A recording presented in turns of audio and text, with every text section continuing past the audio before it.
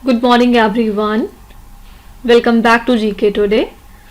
I hope आप सब बिल्कुल ठीक होंगे और आज हम डिस्कस करेंगे 16th ऑफ मार्च के सबसे मोस्ट इम्पॉर्टेंट करंट अफेयर्स। तो क्योंकि आज वीकेंड है, एज यूजुअल हमारा रिवीजन पार्ट नहीं रहेगा, उसकी जगह पे हम लोग ज़्यादा क्वेश्चन प्रैक्टिस करेंगे। जो भी क्वेश्चन एक दो मिस हो गए थे पूरे वीक में उनको हम आज देख लेंगे।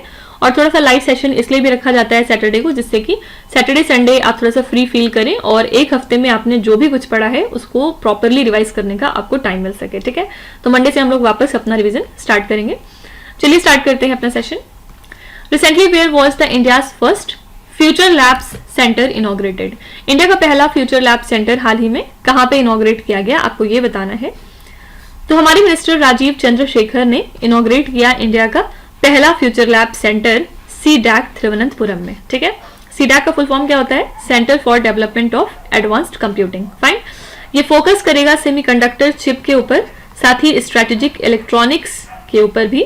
और इसका बेसिक एम क्या होगा? चिप डिजाइन को फॉस्टर करना, मैन्युफैक्चरिंग और रिसर्च को बढ़ाना चिप की। ठीक है, तो इसके लिए इन्होंने कोलैबोरेट किया है मिनिस्ट्री ऑफ रेलवेज के साथ for electric locomotive technology development.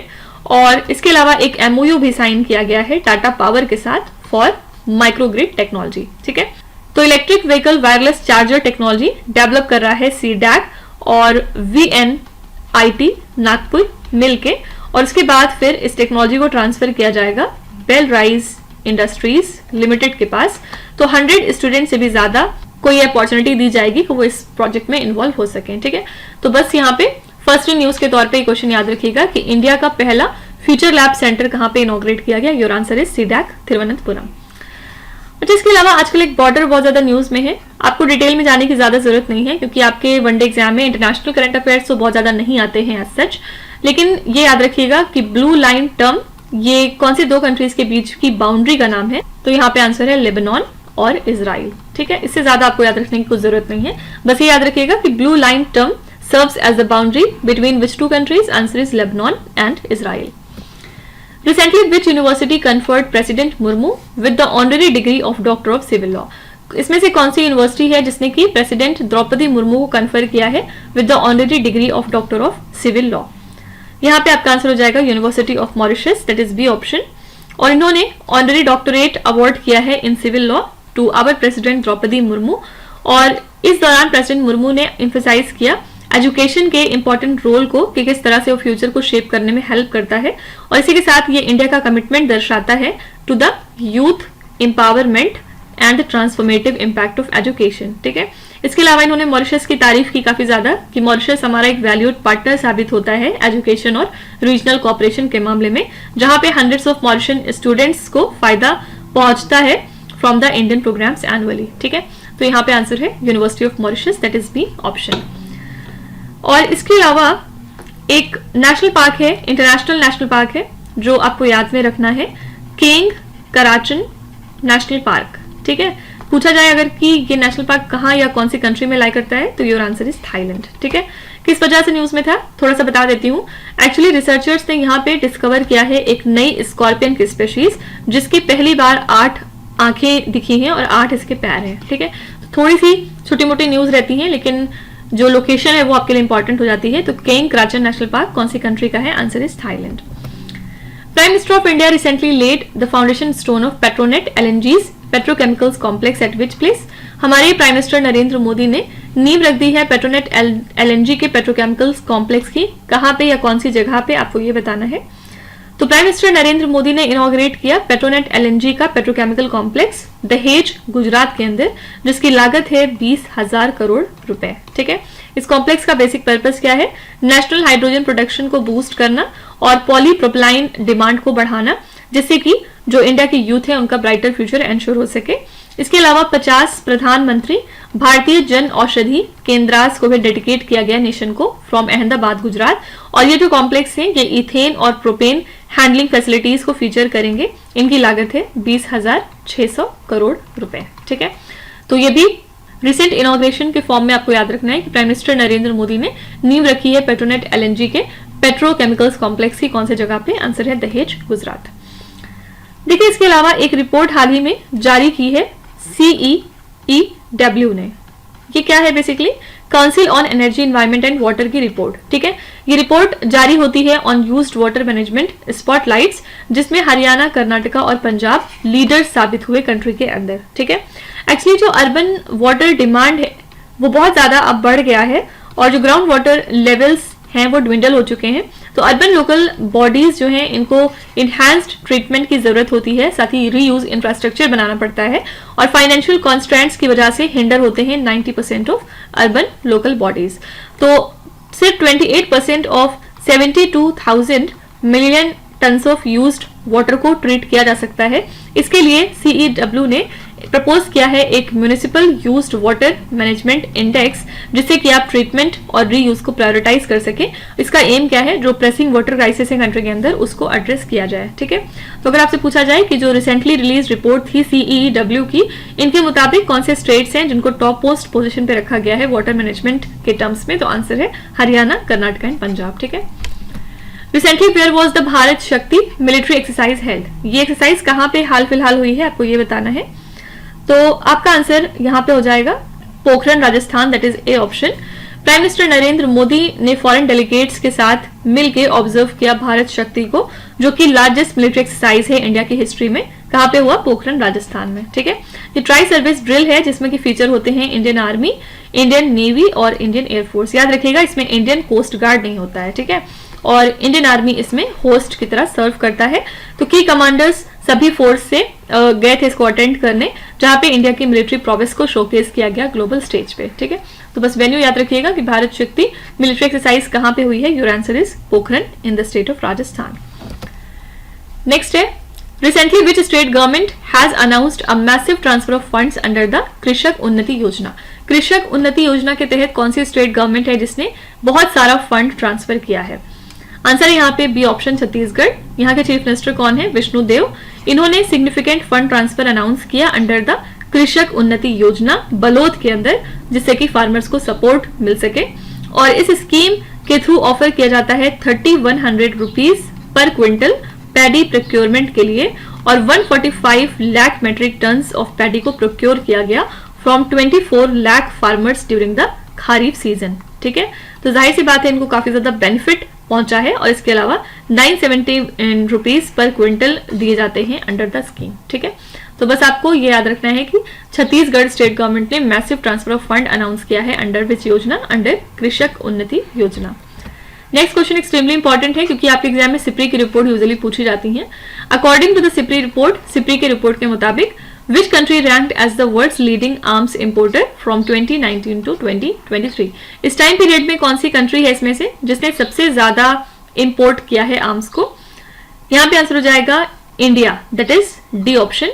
तो इंडिया ने लीड किया है ग्लोबल आर्म्स इंपोर्ट्स के मामले में, जहां पे ग्रोथ की अगर हम बात करें तो 2014-18 से लेके अगर हम कंपेयर करें 2019 से 23 के बीच में, तो ग्रोथ रही थी 4.7% की। ठीक है, तो रशिया अभी भी इंडिया का प्राइमरी आर्म्स सप्लायर है, लेकिन इसका जो शेयर है वो काफी कम हो चुका है क्योंकि पहली बार ये 50% के नीचे चला गया है सिंस 1960-64, और इंडिया 36% ऑफ अपने आर्म इंपोर्ट्स फिलहाल ले रहा है रशिया से। ठीक है, और यूएस जो है वो सप्लाई करता है 55% ऑफ यूरोप के वेपन्स।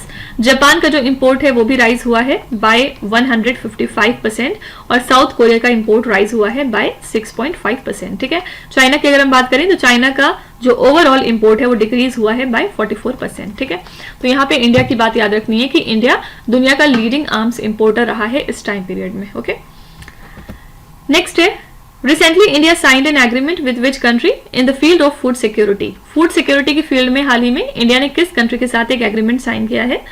तो यूनियन कैबिनेट ने एक एग्रीमेंट साइन किया between India and Bhutan food security के मामले में, और इस पैक के थ्रू कॉपरेशन दिया जाएगा दोनों कंट्रीज के बीच में। और इसके लिए भूटान के मिनिस्ट्री ऑफ हेल्थ और इंडिया की food safety and standards authority of India ने ये MOU साइन किया है। और इसमें होगा क्या, जो भूटान है वो कुछ हेल्थ सर्टिफिकेट्स जारी करेगा इंडियन एक्सपोर्ट्स के लिए, जिसमें कि ट्रेड को सिंप्लीफाई करने की बात की गई है और कंप्लायंस कॉस्ट को कम करने की बात की गई है। ठीक है, तो इस एग्रीमेंट से जो बायलैटरल ट्रेड फैसिलिटेशन है वो इनहैंस हो जाएगा कहीं ना कहीं, और जो कमिटमेंट है to the mutual prosperity between the two neighbouring nations वो भी इनहैंस हो जाएगा। तो इंडिया ने फूड सिक्योरिटी के मामले में एक एग्रीमेंट हाल ही में साइन किया है भूटान कंट्री के साथ। एक और यहाँ पे इंडिया ने एग्रीमेंट साइन किया है डोमिनिकन रिपब्लिक के साथ। एक्चुअली इंडिया ने साइन कर दिया है protocol for the establishment of joint economic and trade committee, जिसको आप जेटको कहते हैं, विद द डोमिनिकन रिपब्लिक। और जो इंडिया के एम्बेसडर हैं टू द डोमिनिकन रिपब्लिक, जिनका नाम है रॉबर्टो एल्वारोज, इन्होंने साइन किया था इस एग्रीमेंट को।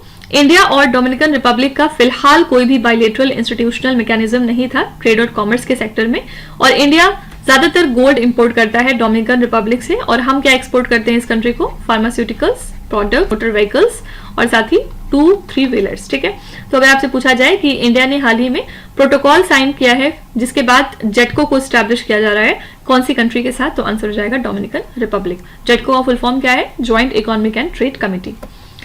Fani Arava tribe recently seen in the news is mostly found in which Indian state? ये ट्राइब आपको कहाँ मिल जाती है देखने को? तो ये ज्यादातर कर्नाटका के वेस्टर्न घाट में रहते हैं।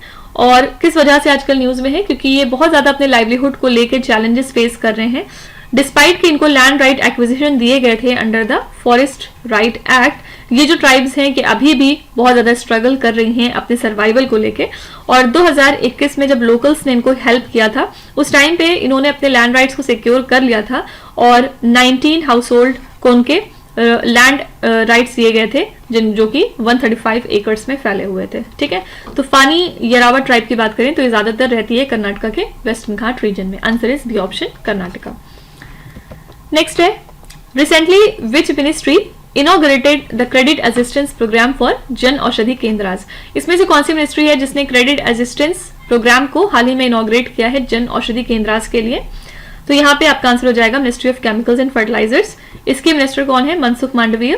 इन्होंने इनिशिएट किया है credit assistance programme for Jan Aushadhi केंद्रास, जिसका एम होगा नेटवर्क को बोल्स्टर करना नेशन वाइड। 11,000 इसकी ऑपरेशनल यूनिट्स हो चुकी हैं। ठीक है, तो 10 से 12 लाख लोग विजिट करते हैं इस केंद्रास में डेली, और इससे उन्हें अफोर्डेबल मेडिसिन का एक्सेस मिलता है। तो इसके लिए मेमोरेंडम ऑफ अंडरस्टैंडिंग साइन हुआ है बिटवीन सिडबी एंड PMBI, और इसके थ्रू प्रोजेक्ट लोन्स को अप्रूव किया जाएगा worth 2 lakh rupees at competitive rates, जिससे कि स्मॉल एंटरप्रेन्योर्स बेनिफिट उठाएंगे और साथ ही केंद्र नेटवर्क्स को मॉडर्नाइज किया जाएगा। ठीक है, तो हाल ही में ministry of chemicals and fertilizers ने इनॉग्रेट किया credit assistance programme for Jan Aushadhi Kendras. Next है, recently ministry of earth sciences inaugurated the first phase of atmospheric research test bed in central India at which Indian state? तो हमारी ministry of earth sciences ने inaugurate किया है atmospheric research test bed in central India का पहला फेज कौन से स्टेट के अंदर? तो मिनिस्ट्री ऑफ अर्थ साइंसेज ने लॉन्च किया इनॉग्रल फेज ARTCI का मध्य प्रदेश स्टेट में। ये जो ARTCI है इसका बेसिक एम क्या है? वेदर रिसर्च को एडवांस करना, better understanding of monsoon convection के लिए और लैंड एटमॉस्फेयर इंटरेक्शंस के लिए in the core monsoon zone. ठीक है, तो इसको ये स्पीयर हेड करते हैं Indian institute of tropical metrology, जो कि पुणे में है, और ये पहली टेस्ट बेड फैसिलिटी है इस तरह की जिसको कि स्टैब्लिश किया गया है under ministry of earth sciences के अक्रॉस स्कीम के तहत। और ये फीचर करता है रिमोट सेंसिंग और in situ instruments for continuous observations of various weather parameters. ठीक है, तो मिनिस्ट्री ऑफ अर्थ साइंसेज ने इनॉग्रेट किया है पहला फेज ARTCI का मध्य प्रदेश स्टेट में। ओके, नेक्स्ट है, Pobitora wildlife sanctuary recently seen in the news is located in which Indian state? ये वाइल्ड लाइफ सेंचुरी कहाँ पे है? आंसर है यहाँ पे C option, that is Assam. तो किस वजह से न्यूज में आई? क्योंकि असम कैबिनेट ने डिसाइड किया है कि वो डी नोटिफाई करेंगे prime rhino habitat Pobitora wildlife sanctuary को गुवाहाटी में, और ये लाई करता है ब्रह्मपुत्र के सदर्न बैंक में, और ये होस्ट करते हैं दुनिया की densest population of greater one horn rhinos. ठीक है, तो as a part of India rhinoceros vision 2020 8 rhinos को रिलोकेट किया गया था मानस नेशनल पार्क में, और PWS साथ ही होस्ट करता है डाइवर्स वाइल्ड लाइफ को including wild water buffalo, leopard, और इसको डेजिग्नेट किया जाता है as an important bird area by bird life international. ठीक है, तो पोबीतोरा वाइल्ड लाइफ सेंचुरी कहाँ पे लाई करती है? Answer is Assam state. आपको बताना है कि असम में टोटल कितने नेशनल पार्क मौजूद हैं। ठीक है, नेक्स्ट है, Bhojshala temple recently seen in the news is located in which Indian state? ये टेम्पल कहाँ पे लाई करता है?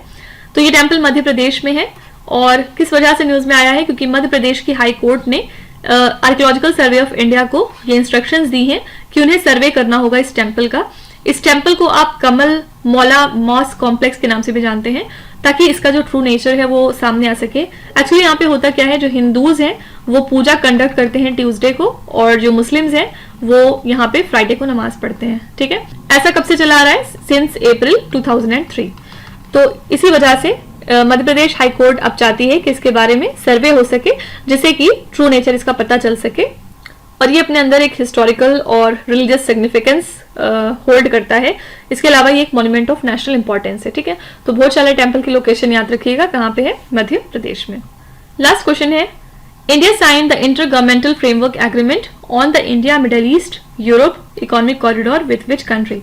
तो यूनियन कैबिनेट, जिसको लीड करते हैं प्राइम मिनिस्टर नरेंद्र मोदी, उन्होंने ग्रांट किया एक्स पोस्ट फैक्टो अप्रूवल को to the inter governmental framework agreement, जिसको कि साइन किया गया था 13 फरवरी 2024 को। किसके बीच में? कौन सी दो कंट्रीज के बीच में? इंडिया और यूएई। ठीक है, तो इसका एम है कि बायलेटरल रिलेशंस को अब इनहांस कर सकें और कॉपरेशन को स्ट्रेंथन किया जाए पोर्ट्स, मैरीटाइम, लॉजिस्टिक सेक्टर्स में, और इसके अलावा इसमें आउटलाइन किया जाएगा कॉपरेशन एरियाज को, ज्वाइंट इन्वेस्टमेंट प्रोस्पेक्ट को, और गाइडलाइन सेट की जाएंगी जो कि अलाइंड होंगी विद रिस्पेक्टिव ज्यूरिसडिक्शन, और यहाँ पे डेवलपमेंट फॉस्टर किया जाएगा India middle east Europe economic corridor का। ठीक है, तो यहाँ पे आंसर हो जाएगा A option, that is UAE. तो इसी के साथ हमने आज के सभी इंपॉर्टेंट करंट अफेयर्स कवर कर लिया। आई होप कि आपने सेशन को काफी एंजॉय किया होगा। मंडे से हम लोग वापस अपना रिवीजन कंटिन्यू करते हुए फिर आगे चलेंगे। ठीक है, तो कल संडे है, थोड़ा सा रेस्ट करिए, और बाकी आपने इस वीक में जो भी पढ़ा है उसको आप रिवाइज करिए प्रॉपर्ली, जिससे कि फिर आगे बढ़ने में आपको प्रॉब्लम ना हो सके। ठीक है, चलिए फिर आपके क्विज पे चलते हैं, जहाँ पे स्क्रीन पे आपको 5 क्वेश्चंस दिखाई दे रहे होंगे। ये क्वेश्चंस ऑलरेडी हम पीछे कहीं ना कहीं डिस्कस कर चुके हैं। यहाँ पे आपको वीडियो को पॉज करना है, हर क्वेश्चन को ध्यान से पढ़ना है, और इसमें से आपको जितने भी आते हैं आप उनका जवाब कमेंट्स में मेंशन कर सकते हैं, और जो नहीं आते उसके लिए बिल्कुल भी परेशान होने की जरूरत नहीं है। विथ टाइम डेफिनेटली आपका स्कोर इंप्रूव करेगा, बस आपको हमारे साथ कंसिस्टेंट और परसिस्टेंट रहने की जरूरत है। So that's it for today. I hope you have like the session. आज का सेशन आपको कैसा लगा आप जरूर बताइएगा कमेंट्स में। साथ ही साथ आपका कोई भी रिव्यू है, फीडबैक है, या फिर सजेशन है, तो वो भी आप हमें बता सकते हैं। हमें जानकर खुशी होगी और हम पूरी कोशिश करेंगे उसको इम्प्लीमेंट करने की। तो कल फिर हम मिलेंगे सेम टाइम सेम जगह कल के करंट अफेयर्स के साथ। Till then stay tuned. Thank you so much for watching, and please do not forget to subscribe to GK Today. With this, Meenus Hadsana signing off.